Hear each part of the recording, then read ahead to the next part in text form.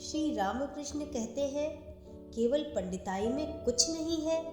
लोग किताबें इसलिए पढ़ते हैं कि वे ईश्वर लाभ में सहायता करेंगी, उनसे ईश्वर का पता लगेगा। आपकी पोथी में क्या है? किसी ने एक बार साधु से पूछा। साधु ने उसे खोलकर दिखाया।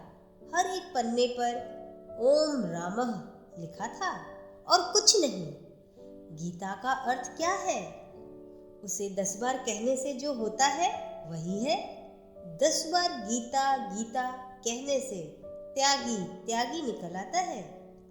गीता यह शिक्षा दे रही है कि हे जीव, तू सब छोड़कर ईश्वर लाभ की चेष्टा कर। कोई साधु हो चाहे गृहस्थ, मन से सारी आसक्ति दूर करनी चाहिए। एक बार चैतन्य देव दक्षिण में तीर्थ भ्रमण कर रहे थे तो उन्होंने देखा कि एक आदमी गीता पढ़ रहा है और एक दूसरा आदमी थोड़ी दूर बैठकर उसे सुन रहा है और सुनकर रो रहा है, आंखों से आंसू बह रहा है। चैतन्य देव ने पूछा, क्या तुम यह सब समझ रहे हो? उसने कहा, प्रभु, इन श्लोकों का अर्थ तो मैं नहीं समझता हूँ। उन्होंने पूछा, तो रोते क्यों हो? भक्त ने जवाब दिया, मैं देखता हूँ कि अर्जुन का रथ है और उसके सामने भगवान और अर्जुन बातचीत कर रहे हैं। बस यही देखकर मैं रो रहा हूँ। श्री रामकृष्ण कहते हैं, विज्ञानी क्यों भक्ति लिए रहते हैं? इसका उत्तर यह है कि मैं नहीं दूर होता। समाधि अवस्था में दूर तो होता है परंतु फिर आ जाता है।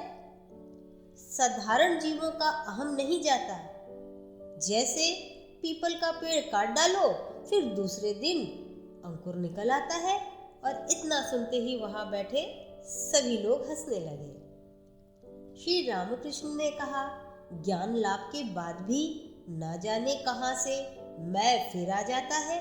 स्वप्न में तुमने बाघ देखा, इसके बाद जागे तो भी तुम्हारी छाती धड़कती है। जीवों को तो दुख होता है, मैं से ही होता है। बैल हम्बा हम्बा यानी हम करता है, इसी से तो इतनी यातना मिलती है। हल में जोता जाता है, वर्षा और धूप सहनी पड़ती है और फिर कसाई लोग काटते हैं, चमड़े से जूते बनते हैं, ढोल बनता है, तब खूब पिटता है, फिर भी निस्तार नहीं। अंत में आतों से तात बनती है और उसे दुनिया अपने धुन्हे में लगाता है। तब वह मैं नहीं कहता, तब कहता है तू तू, अर्थात तुम। जब तुम कहता है तब निस्तार होता है। हे ईश्वर, मैं दास हूँ, तुम प्रभु हो, मैं संतान हूँ, तुम माँ हो। एक बार श्री राम ने पूछा, हनुमान, तुम मुझे किस भाव से देखते हो?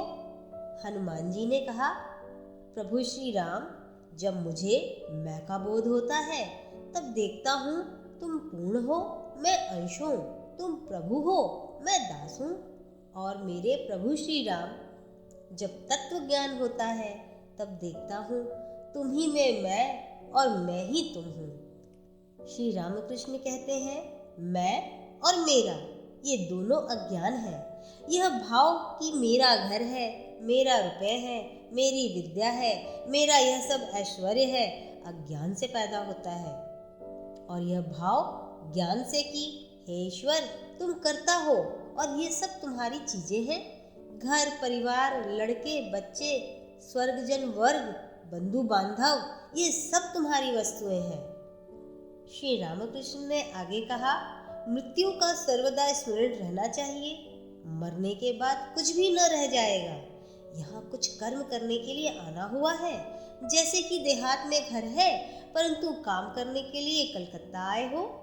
यदि कोई दर्शक बगीचा देखने को आता है तो धनी मनुष्यों के बगीचे का कर्मचारी कहता है, यह बगीचा हमारा है, यह तालाब हमारा है।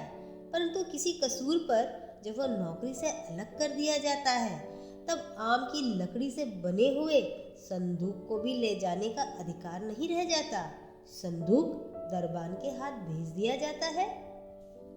ऐसे ही जानकारी के लिए कल्याणमस्तु को सब्सक्राइब करें, अपने मित्रों के साथ शेयर करें और लाइक का बटन जरूर दबाएं। आप सभी का बहुत बहुत धन्यवाद।